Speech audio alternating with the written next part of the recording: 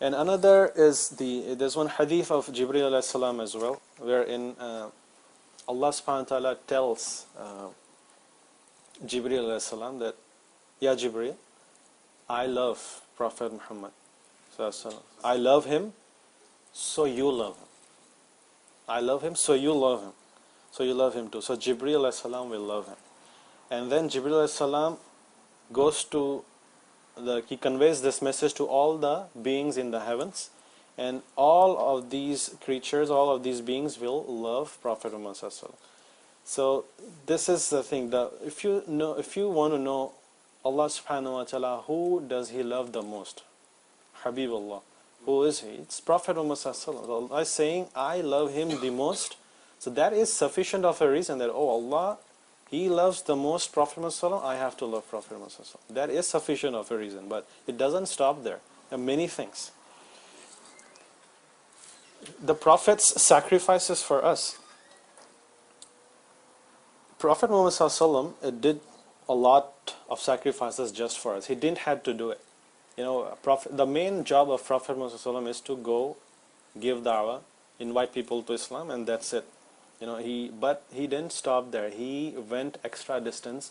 He used to stress himself to make sure that people don't die without Islam.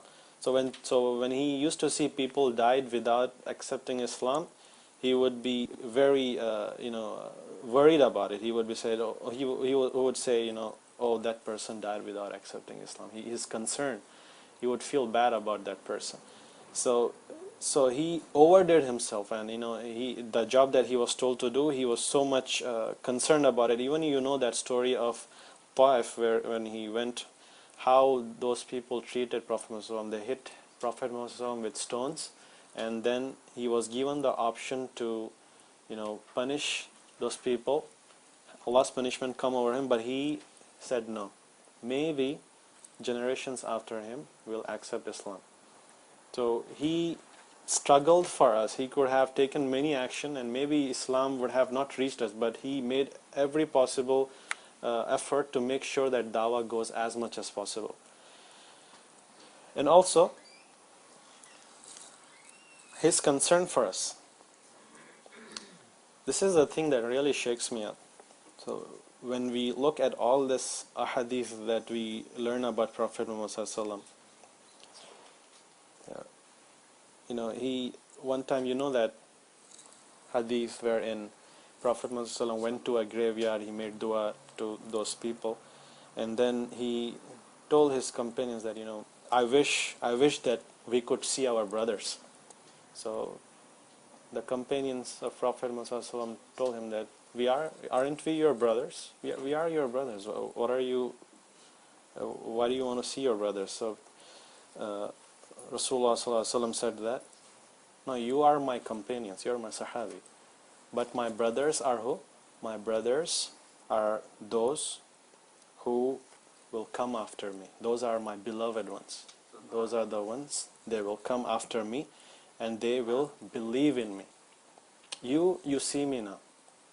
Those Sahaba see Prophet Muhammad sallallahu alaihi wasallam, they see his miracles, they see his lifestyle, and they get impressed, and they follow Prophet Muhammad sallallahu alaihi wasallam. But the generations after him, they just hear about Prophet Muhammad sallallahu alaihi wasallam, and still, without seeing him, they not only love Prophet Muhammad sallallahu alaihi wasallam, but they love him more than anything else in the whole entire earth. Any human being, anything in their possession that they have.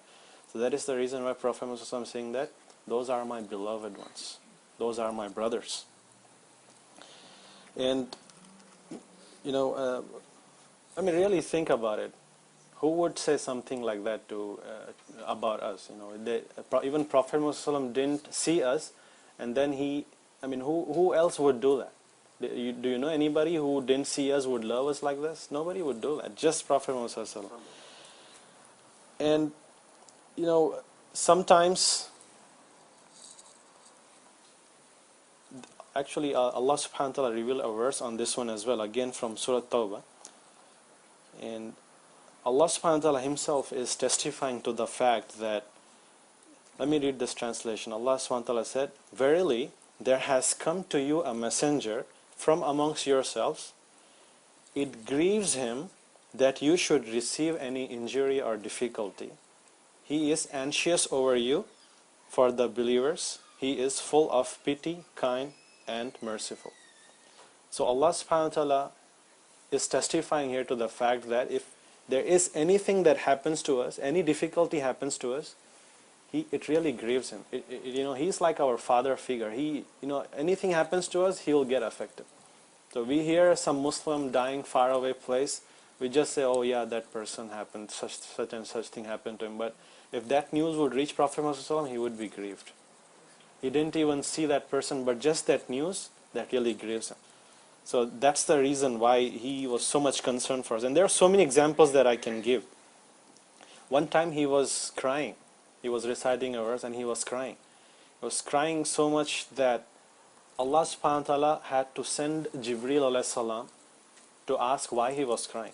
Of course, Allah subhanahu wa ta'ala knows that, why he is crying, but He wants to emphasize this fact that he was crying for a particular reason.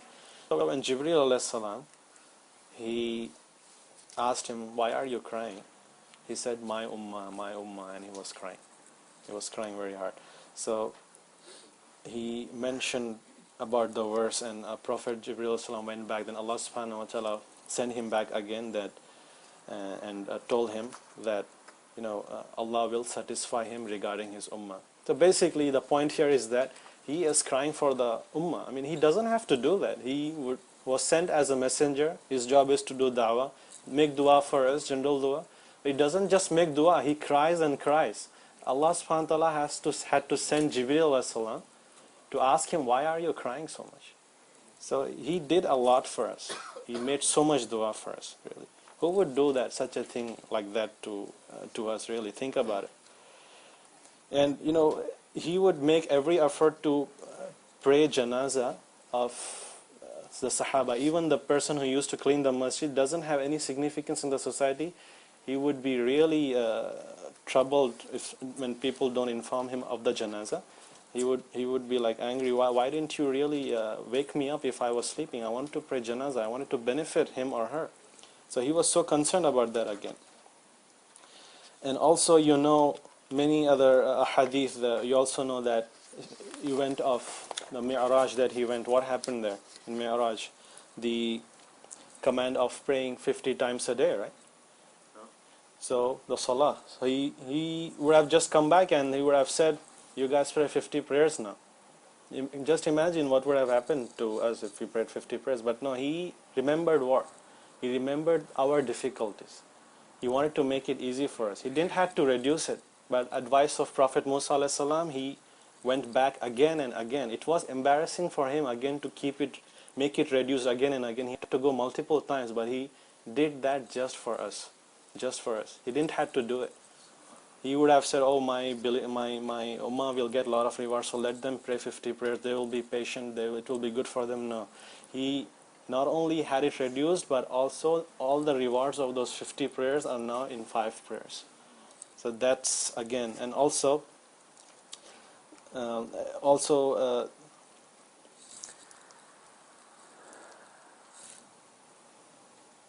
the Day of Judgment,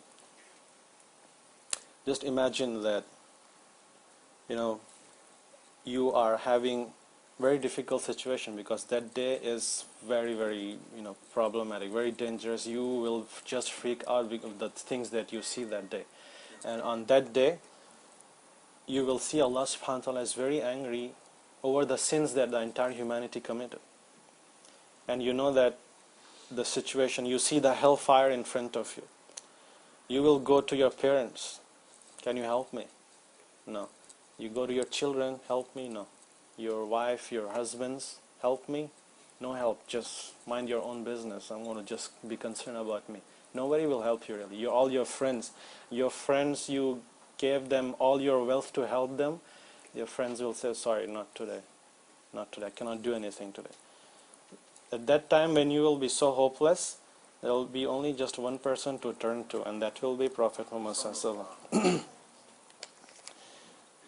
Prophet Muhammad sallallahu alaihi wasallam, he actually said that this hadith that every prophet is given one dua that will be accepted. that will be accepted. And he could have made dua for himself in this world, and he needed that dua many times. I mean, he could have used it in many battles or many other situations, but you know what he did? He said, no, I'm gonna save it for the day of resurrection. Subhanallah.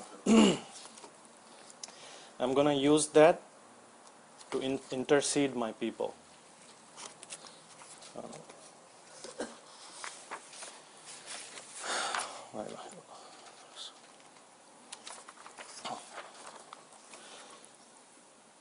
He will intercede for us on the day of judgment. He will make that dua, and his dua will be accepted, inshallah.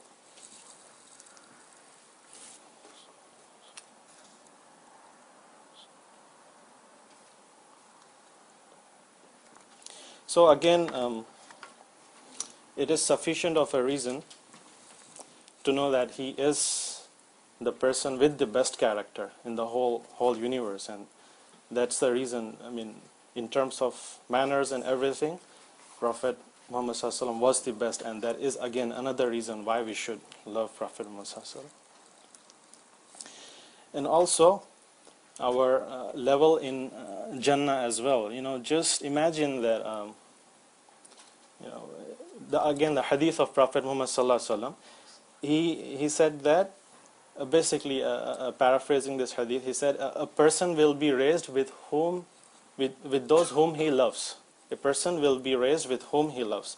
And on the day of judgment, when people are really whatever level they had, now your status, your level reached high. Why? Because Prophet Muhammad ﷺ, you used to love Prophet Muhammad ﷺ, and when Prophet Muhammad ﷺ is saying that your level has reached, a person will be raised with those whom he loves, and obviously if you love Prophet Muhammad ﷺ a lot, then you will be raised with the Prophet Muhammad ﷺ. You will be close to him, right?